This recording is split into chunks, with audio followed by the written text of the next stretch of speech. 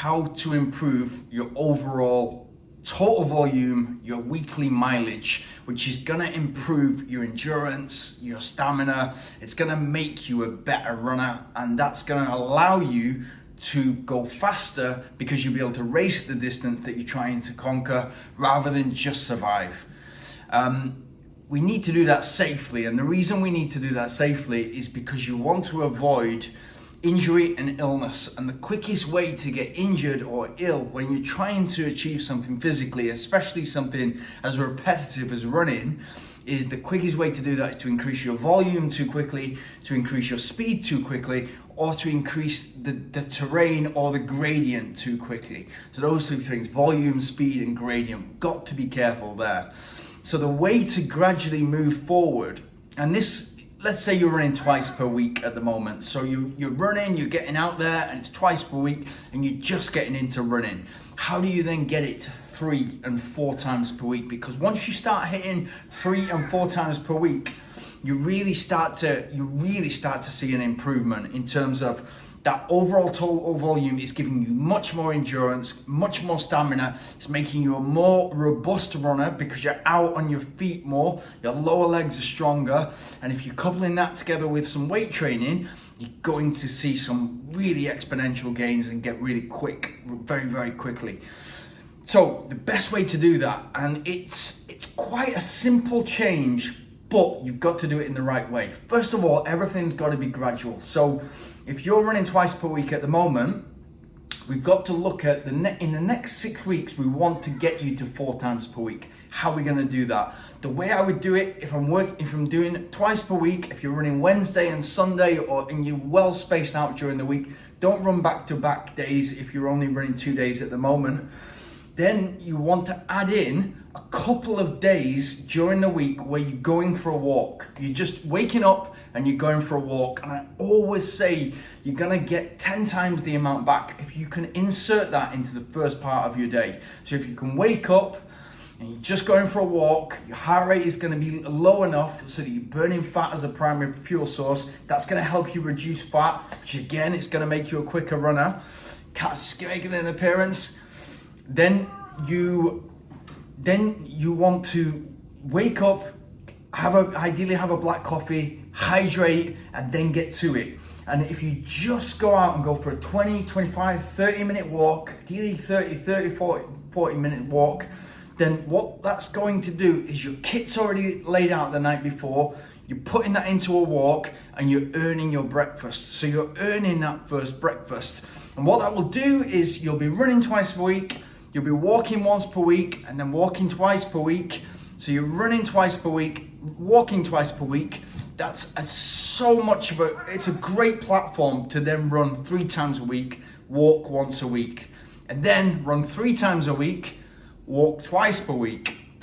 And even if you're just within 6 weeks, you're getting to run 4 times per week. Those other 2 runs that you're doing, they're very, very slow. They're recovery runs. They're very easy. You're in zone 1, zone 2, very comfortable for the heart rate. You can have a chat with your friend as you're running them. You're doing them at the right part of the day, so you're burning fat as a primary fuel source, just like you were with the walking. Super important in order for you to gradually move forward. Now, if you're already running 4 times per week and you want to up that to 5 or 6 times per week, then it starts to get to the point where you are starting to max out on your capabilities.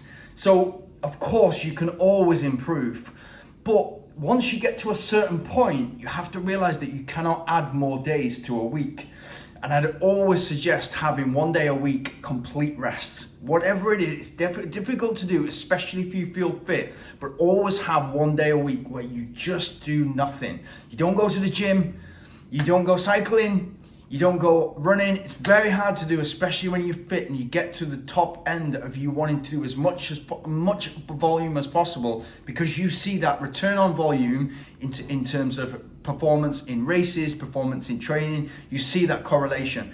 Very difficult to do, but in terms of longevity, in terms of keeping this sustainable for a long period of time, super important. And it will really refresh your legs so that you can go consistently hard over the weeks and hit those hard sessions, those key sessions, those interval sessions, and long run, so that you can progress and you can move forward, improve and get faster, and your race times can improve because of it.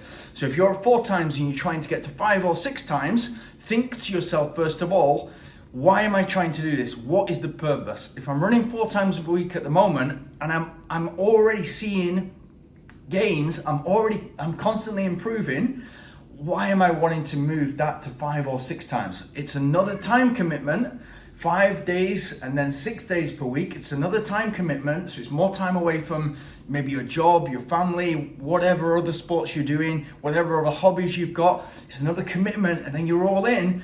And then if you're already moving I would suggest that if you're already moving forward from 4 times a week and you're already seeing improvements, maybe add in that extra walk, or add in that extra very, very, very easy light run, and see what you do from 5 days a week, and see what you do from 5 runs per week, so that you see that you're just adding a little bit of volume, and you may be going out there. If you're already running 4 times, you're probably hitting that interval session and hitting that long run, and you're capable of running for more than an hour and a half. Then I would be putting something in like a nice 8K, really, really easy, really slow, really gentle, and just letting the body absorb that and let the body see how it adapts to that over a 3, 4, 5 week period before I insert that 6th day. Definitely do that. But you've got to look at it like this. It's really important. And when I made this switch, I definitely had a massive improvement. What we're trying to do as runners is we're trying to prepare our bodies in training to run as fast as they possibly can, or to survive a distance, to race a distance in one day, in one morning. And it's usually, if it's a marathon, it's going to be 2 to 5 hours, yeah? If it's a 5K, it's going to be 15 to 25 to 35 to 40 minutes, whatever your goal is. We're trying to get as fit as we possibly can to race one morning, one day. That's it. Unless you're training for stage races, and then it's a completely different thing. It's about, going hard or going 80, 90%, recovering, going again the next day. That's a different thing altogether. But we're not Tour de France cyclists. We're trying to get as fast as we possibly can in one day. So that means training program, hitting that interval session, gaining that speed, hitting that long run, gaining the stamina and endurance, coupling those together, seeing the exponential gains, and then letting the body freshen up in that taper, 10 to 14 day taper. So you reduce the volume, keep the intensity the same, reduce the volume so the legs freshen up, and then you're ready to go. And if in that 10-week specific period, you hit those 10 interval sessions, you hit those 10 long runs, and you get 80% of those right, 16 sessions out of 20, you're ready to go and you're in PB shape. So if you're trying to do that and you're already on 4 times a week and you're moving forward and your marathon's time's gone from 3:40 to 3:30 to 3:20 to 3:10, now you're trying to do sub 3 hours, I would argue that try to do as much as you possibly can in terms of race time on as little as much training. Why do I say that?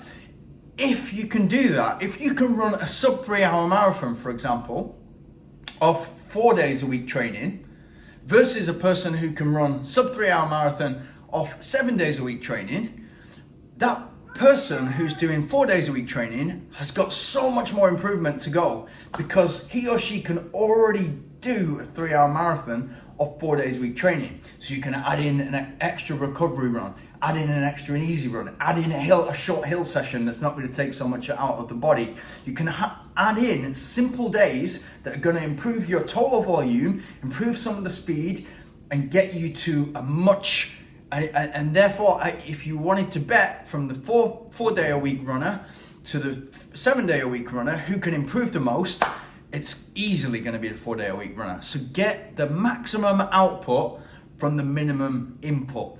So if you're already running 4 days a week and you want to improve that, just take an easy day. Just take an easy recovery run, really simple, and see how the body adapts to that, and see if it's beneficial to your running.